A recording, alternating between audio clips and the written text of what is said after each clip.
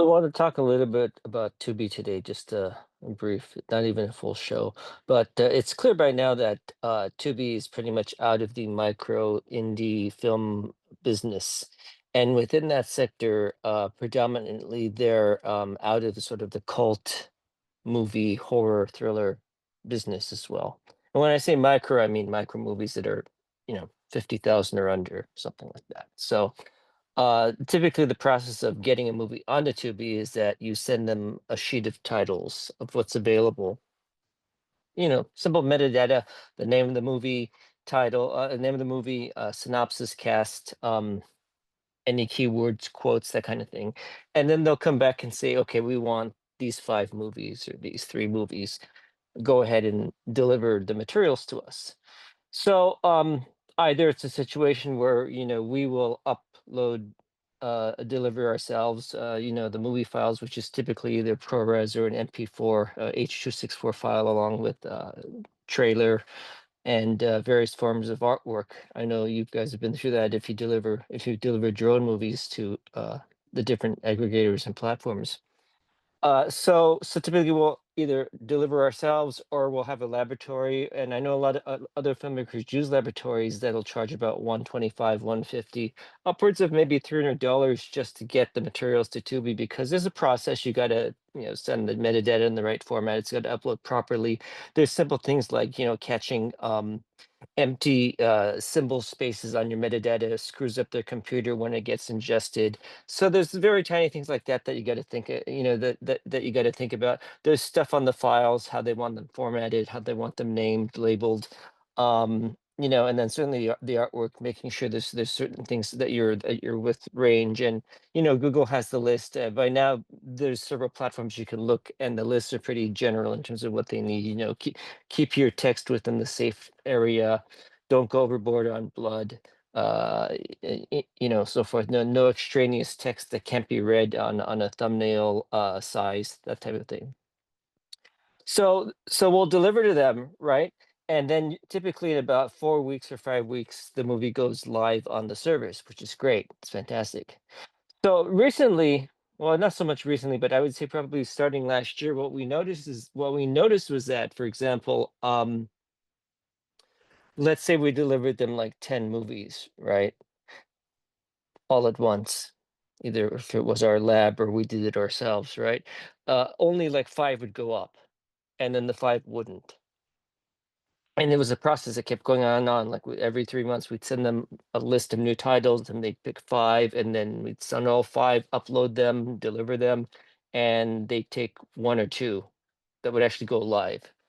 So it's gotten to the point now where literally we have delivered about 50 films to them, and 0 have gone up.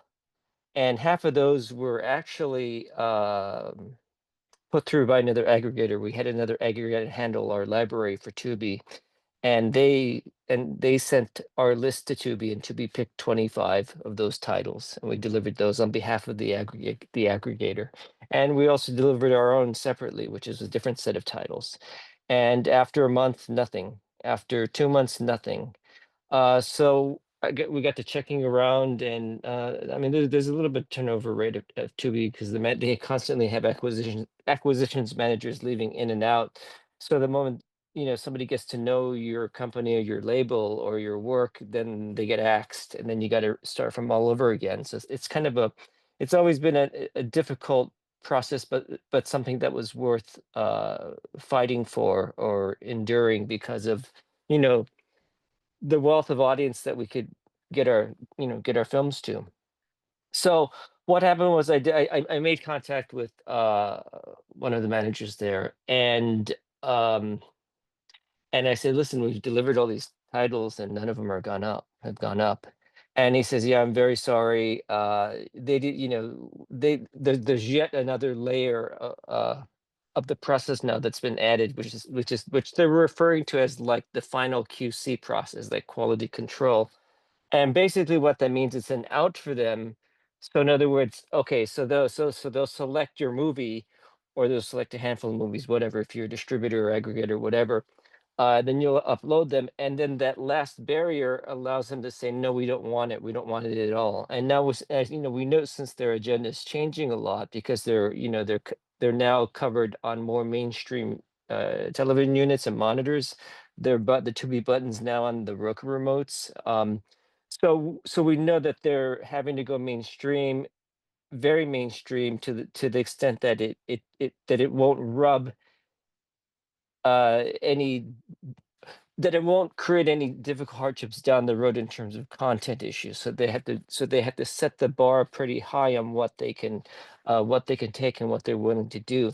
And I feel like it's sort of like they're following the FCC guidelines, because that's sort of what's becoming. I feel like Tubi and these platforms that are free with ads, they're operating like television networks, so they do have to follow FCC policies, but different. I mean, I haven't read the FCC guidelines in all fairness, so I don't know what's involved in terms of swearing and nudity, and um, they use terms like images that incite cite or images or subject that create incitement, which I don't even know what that means. I mean, I think they think it means something specifically like politically, but inciting creating incitement could be anything. It's too broad. So basically that's their layer of blocking it out. And I heard from other people, colleagues and friends of mine, that the same thing's happening, that they're delivering multiple titles and Tubi's just not taking them at all now. I mean, because that there's that new added QC process at the end. Now, I dug a little bit deeper in what it meant exactly, and it can mean a lot of things. Why it gets spit out. By now the system at Tubi is pretty much computerized, so it could spit things out for many ways. And we already know the early incarnations of AI are not sophisticated enough to know certain nuances. Like, for example, I made a point in one of the shows that one of our films had the filmmaker Jamie Griffey had added like scratches to the frame of the movie and dust to make it look like it was an old 35 millimeter print. And that got flagged. I forget which platform it was in Tubi, but it got flagged because they said that it seems like it's a technical issue, that like that's it's a technical failure. And I try to explain by using samples of other movies that no, this is sort of a nod to Western movies of the 40s, and this grain and the lines are intentional. There was another movie that I added color bars. It's a movie I directed. I think it was called Backfire. And I added color bars during a scene to interjuxtapose scenes from this TV show, and that got flagged. That one got flagged by Tubi. They said there's these color bars that is a rejection of our QC policy, and I had to explain again that that's part of the artist's intent of the movie and so forth, and that kept it in. What I feel happened or occurred was is that they were getting so many of these issues, um, way too much, issues that came up in questions and dealing one-on-one, face-to-face, and trying to, you know, facilitate this process of what's going on. But in doing so, it increased their overhead because it requires more man time. Because such decisions like this, a computer can't decide, yeah, it's artistic intention or it's not. You need a human involved at some point. Now I know when we submit the lists of titles that are available, obviously it's an AI based formula that's going to say we want these movies that are 6.0 on IMDb, have minimum of 10 reviews on Letterboxd. I get that. But getting through this process, and why does it finally get rejected, which is very heartbreaking, also at the same point, because you think you're going to be debuting, and even if you start pre-promoting that it's going to be on Tubi, only for it to not be is waste of your time, waste of your hardship, and it's a heartbreaking moment, I say, considering it really has been the facilitator and the enabler of us to create more of our work during this period, especially during COVID to now.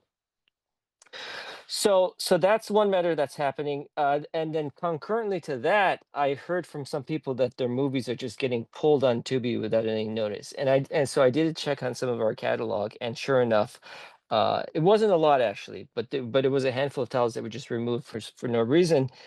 And I had asked, and they were doing revisionism again. They were saying, okay, we pulled them because all of a sudden the poster doesn't is not good because there's too many words on it. So I'm saying, why don't you tell me this stuff? You have, let me know about this. Um, or there was a glitch on the 1 second. It was out of sync, and they don't tell you everything, and they just start pulling it. But also concurrently, the other reason that they're pulling stuff is what is because of the complexity of the definition of rights. What's happening is that multiple companies will sign a movie at some point. Like you'll sign with a distributor, right? That distributor has a contract for whatever 5 to 7 years or whatever then it goes to another guy, and then to another guy. And because the way contracts have been written over the past, well, from like 10 years ago or 8 years ago, the way they defined streaming, sometimes it was clumped into cable or cable on demand. Sometimes it was clumped into DVD rights. I've seen some contracts still existing where they're clumping streaming under DVD, which doesn't make a lot of sense to me anymore. You know, I know why it was clumped into DVD at the time because nobody knew what streaming was. So they said, here, we'll put it under DVD because that's a category that we're all set up for infrastructure wise.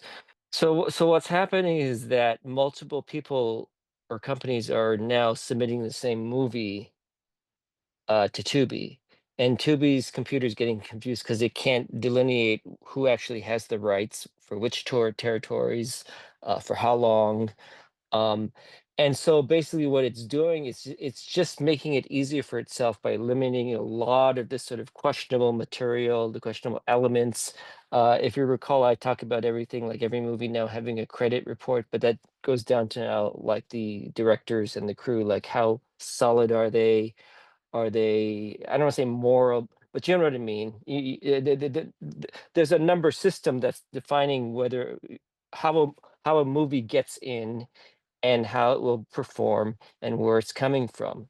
And so basically there could be literally 1,000 triggers that the computer could look out for and you wouldn't know what they are. But basically what's happening is they're yanking films because of it, because they're not sure about certain rights expiring, they're not sure the situation, and it's also their way of making excuse by basically removing half of the catalog that they don't want, because I think they're getting pressure from the people selling the units and devices by saying, listen, we don't want this showing up on this kid's, I know we have parental controls, we do, but believe me, I can guarantee you anything. Parents don't even know how to set those parental controls because they're always asking you to update them. I have issues finding some of that stuff. I'm like, why am I being blocked here? Or what's going on? And unless you're constantly updating your software and the versions, you're not going to get full control over these parental controls, and it's dangerous for kids. So I think what they're saying is we know that the parents can't do their job of doing a great job of parental controlling content, so we've got to do it responsibly, especially because Walmart's taking you know 400,000 units of televisions or monitors and so forth, and they're taking a million Roku devices, and Tubi's out there in the open now. When even though we're making money on this gratuitous gore and some of these action films and some of these movies that sort of on the, I don't know how you define it, but the sort of the sexy genre that's sort of like it's trying to be like a B movie from the 60s, but it fails. They have a ton of that stuff. So it's their way of getting out of it. And then now what they're saying is that you can reapply in about 6 months and to see if you get back in. But naturally, we all know the answer. Once they take it down and you try to resubmit it 6 months later, they're not going to take it back. You probably have a 5% of chance of them taking it back because they don't want any more in those films. Now, if you're fortunate, I feel like sometimes I'm speaking to one sect of the audience, because I make cult movies and I do very experimental movies. So namely, I feel like, I don't, but when I talk about this, I'm talking about the whole range of filmmakers, anybody with, budget levels like this. I suppose if you have a festival movie, something that plays middle ground, nothing too daring, that they'll do it. But they typically don't make money on that by advertisers. Like advertisers don't go in and say, I want to spend $500,000 on these festival movies. I mean, Why did the Sundance Channel 24/7 cable channel showing festival movies, why did that fail? IFC was, pre, what do you call it, pre-Rainbow Walking Dead days. IFC was this 24/7 art house channel. Why did that fail? Because advertisers and they couldn't sell enough subscriptions. When if you're Geico or whatever, and you want to, or Progressive, and you want to throw in 10 million on ads, you want to get that broad audience. You want the audience that does barbecues, drinks beer, eats steaks, goes out, goes to theme parks. You want that kind of people, that kind of audience, as your captive audience, if for this type of thing.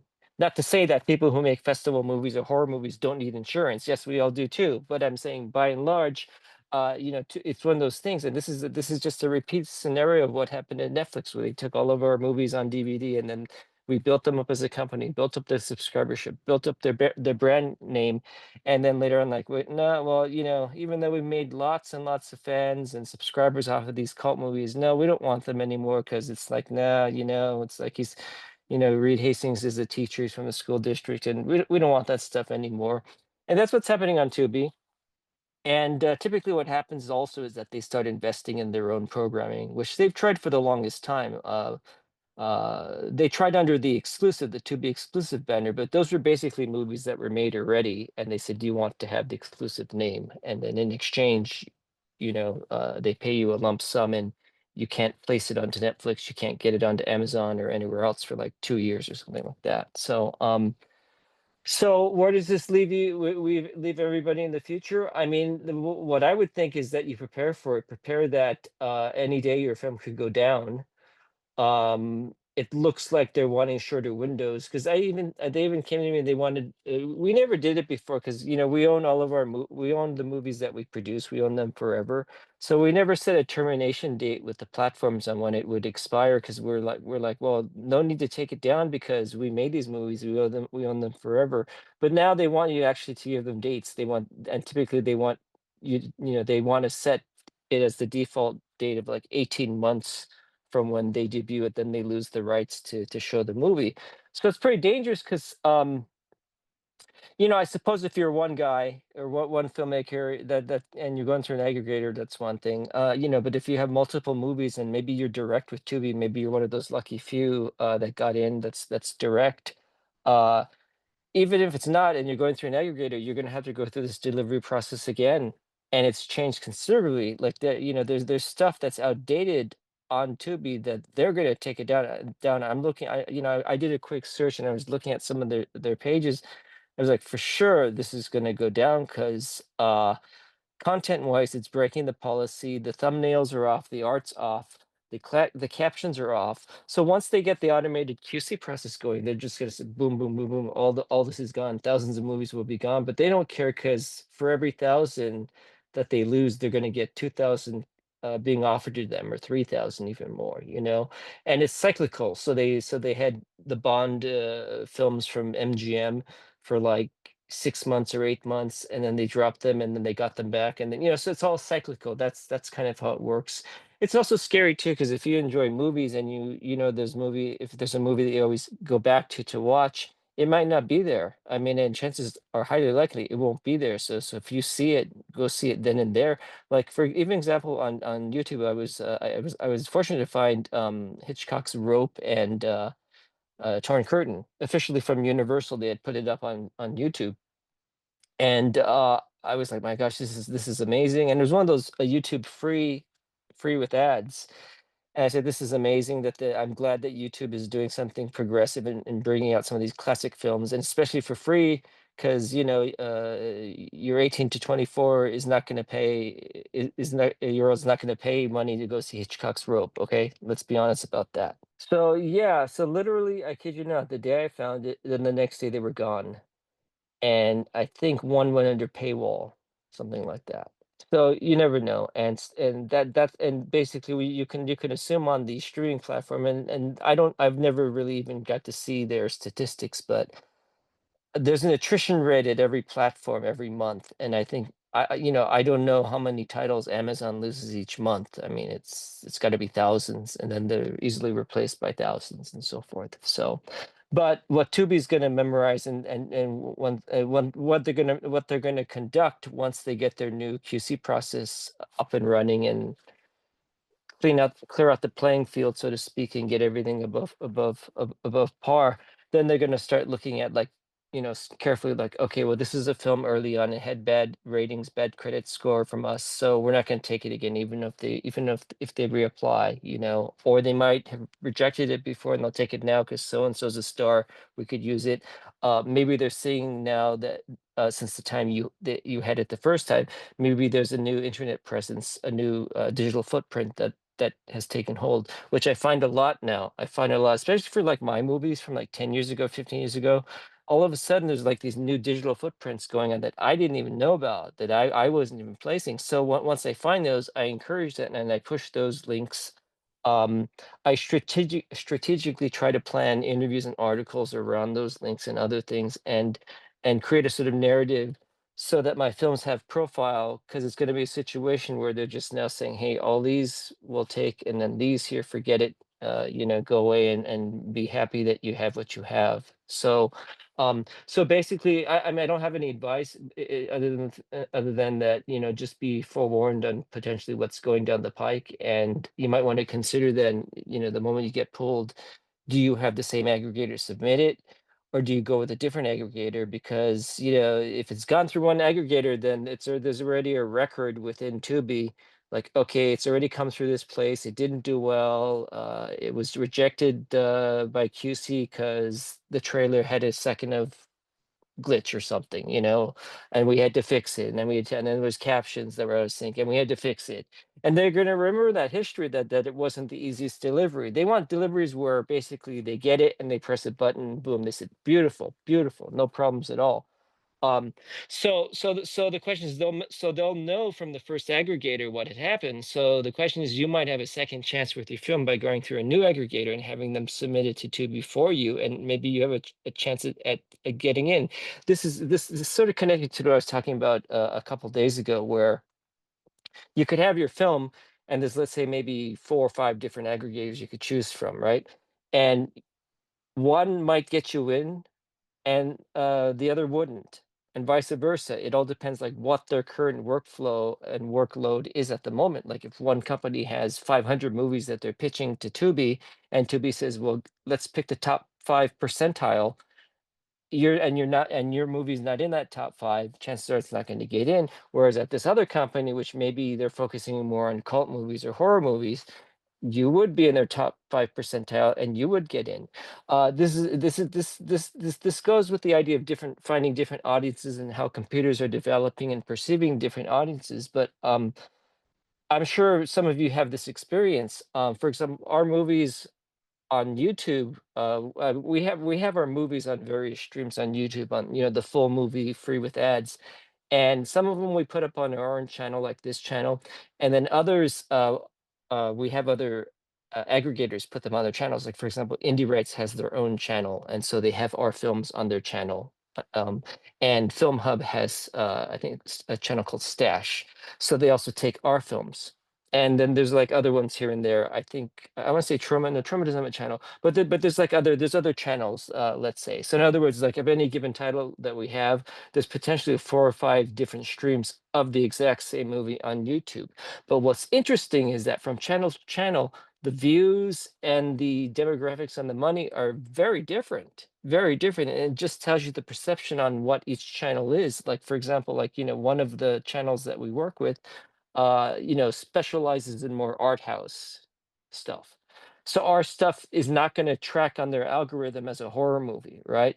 But whereas the other aggregator that has action films and horror plexus channels, they do better, because that's what people are going when they're looking for full movies and horror or action. So it's something to consider when you get to that point. And then also, you're really going to want to redeliver. I suggest everybody upgrading and doing brand new art using the new systems that can communicate metadata to the ingestion systems, like at Amazon and so forth. So I suggest going with the most current mode, the most current modes of editing, outputting, and files. keep your metadata in there, make sure it's all updated and all of that. Um, but specifically your artwork, and then go through your movie files again and see what issues do you have, because there are a lot of issues that people didn't catch 3 years ago. Now they're saying, okay, now we changed our mind. This is an issue, you know. And at some point they might say, hey, you're not allowed to have an intermission in a movie because it's a screen of black, and that means no advertisers are going to want to do that, because who wants to advertise right after an intermission? Because there's no lead in, right? So they might start dictating stuff like that. I mean, they're already dictating like even minor nudity is an automatic flag. It used to be like nudity. It's all contextual. So it could be somebody, waking up out of bed nude, versus somebody making love nude. There's a huge difference on what's the perception is, right?